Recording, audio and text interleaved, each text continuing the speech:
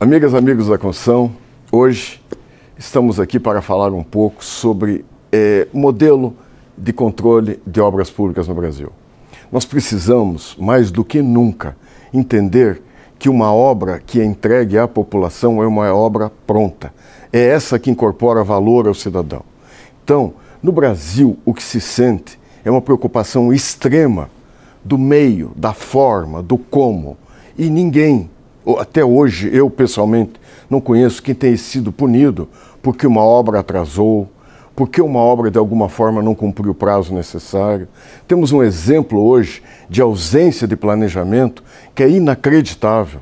Foram entregues 5.000 unidades básicas de saúde, existem 2.000 delas fechadas. Por quê? Porque a prefeitura, basicamente as prefeituras, não têm recursos para colocar médicos, enfermeiros e equipamentos nessas unidades. Existem mais 1.800 que ficarão prontas dentro em breve e também as prefeituras não têm recursos para isso.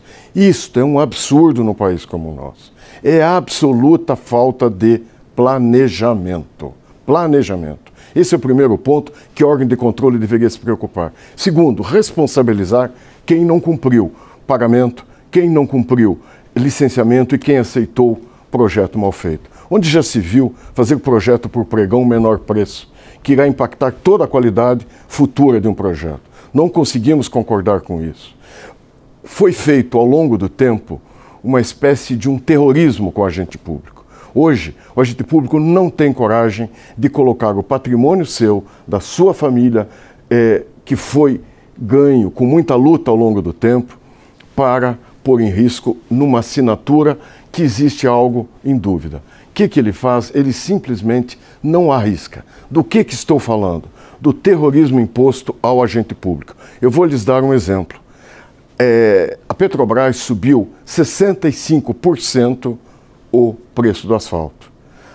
As empresas que estão fazendo manutenção de obras, que estão fazendo recapeamento, que estão fazendo todos essa área do DENIT de manutenção, não absorvem esse custo. Por quê? Porque a lei do real obriga um reajuste por ano. Quem que absorve 65% de aumento ao longo de um ano e só vai ter reajuste ao final dos 12 meses. Desde o mês de janeiro, estamos discutindo isso com o governo, principalmente com o DENIT. Não tivemos outra forma que não fosse ir a juízo. Entramos com uma ação civil pública contra o DENIT para que ele criasse uma norma a respeito disso. Fizemos uma audiência de tentativa de conciliação, o juiz tentou essa conciliação e as duas partes falavam a mesma coisa da justiça de uma medida desse tipo. Só que quando você pergunta ao DENIT, ele diz: eu não faço porque eu tenho medo do como o Tribunal de Contas vai considerar essa minha decisão. Isso está nos autos, é público o que eu estou falando para vocês. Então eu insisto quanto a isso. Nós temos que rever este modelo.